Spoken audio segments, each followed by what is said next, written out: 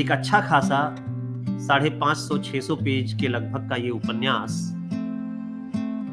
एक ऐसी कथा आपके सामने लेकर के आता है कि अगर आप एक बार पढ़ना शुरू करें तो इसे छोड़ नहीं पाएंगे।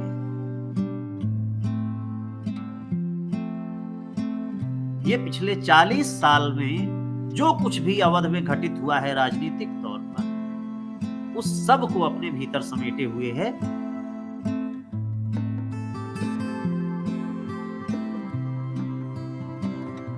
नमस्कार, मैं हूं अवधेश और नई धारा समीक्षा के इस अंक में आपका बहुत बहुत स्वागत है। आज मैं चर्चा करने जा रहा हूं हाल ही में प्रकाशित शिवमूर्ति के मशहूर उपन्यास अगम बहे दरियाओं की। अगम बहे दरियाओं अभी मुश्किल से 3-4 महीने पहले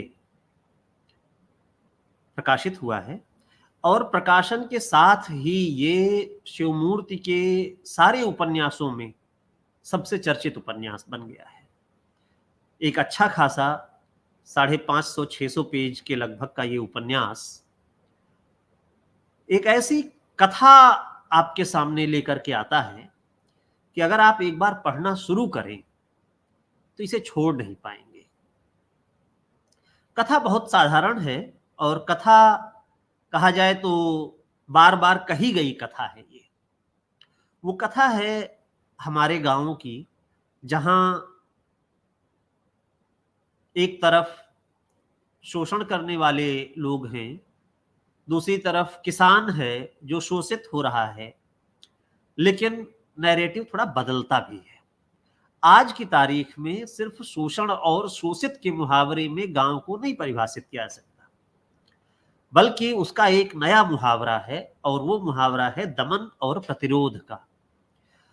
तो अगम बहे दरियाओं ऐसा नहीं है कि वो गांव के सिर्फ शोषण की कहानी है, बल्कि वो शोषण के साथ साथ शोषण का जो प्रतिवाद हो रहा है, उसका जो प्रतिरोध हो रहा है, शिवमूर्ति उसको पकड़ते हैं।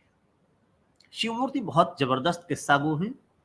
इनके पुराना जितना इनका काम है, चाहे उपन्यास हो चाहे वो कहानियां हो, अगर आप उसको देखेंगे तो अवध का जो गांव है उसमें जो बदलते हुए राजनीतिक समीकरण है पिछले 40 सालों में, उन पर, उसकी नब्ज पर उंगली रखने की कोशिश शिवमूर्ति हमेशा करते रहे और बहुत सफलतापूर्वक उन्होंने रखा है।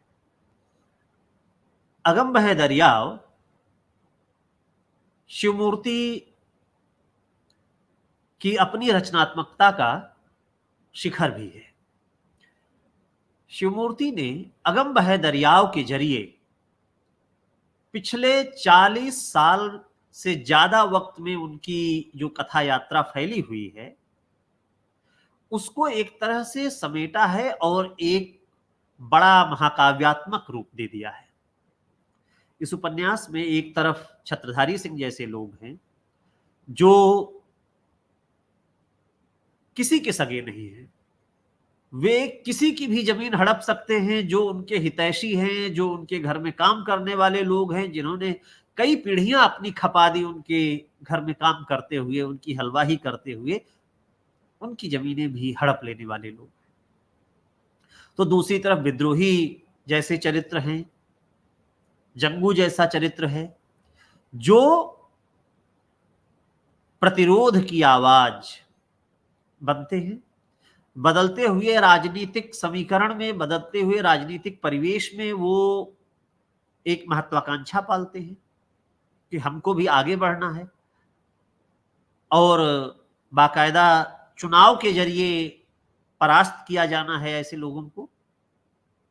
तो ये सारी बातें एक तरफ, दूसरी तरफ आप देखेंगे कि महिलाएं, उनके जो चरित्र जिस तरह के गढ़े हैं, इतने मजबूत महिलाओं के चरित्र हिंदी उपन्यासों में पिछले दिनों गांव की महिलाएं नहीं दिखाई पड़ी है, इतनी मजबूत चरित्र में।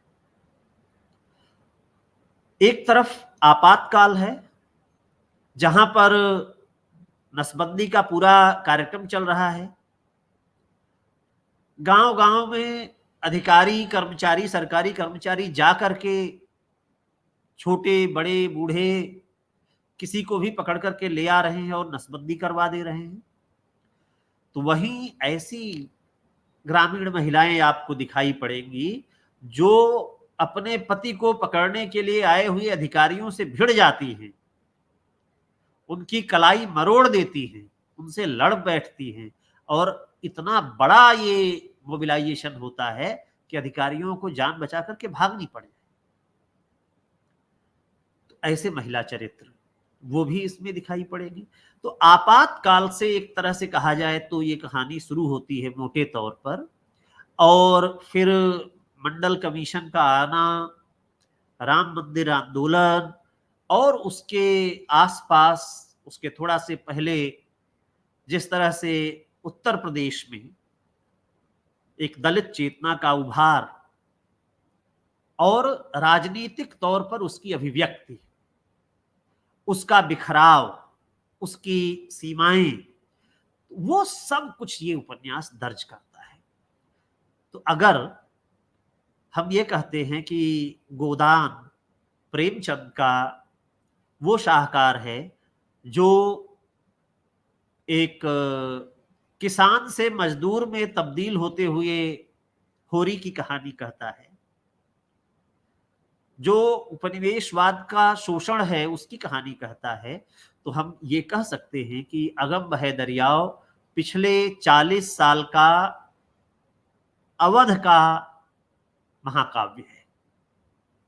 ये पिछले 40 साल में जो कुछ भी अवध में घटित हुआ है राजनीतिक तौर पर, उस सब को अपने भीतर समेटे हुए है। और शायद इसीलिए ये कहा जा सकता है कि इतिहास और साहित्य दोनों, इतिहास और साहित्य और राजनीति, ये सब एक दूसरे के साथ यहाँ आके गुथ गए हैं, जिसको शिवमूर्ति की कथा शैली, उनकी भाषा एक नए चमत्कार के साथ हमारे सामने पेश करती है।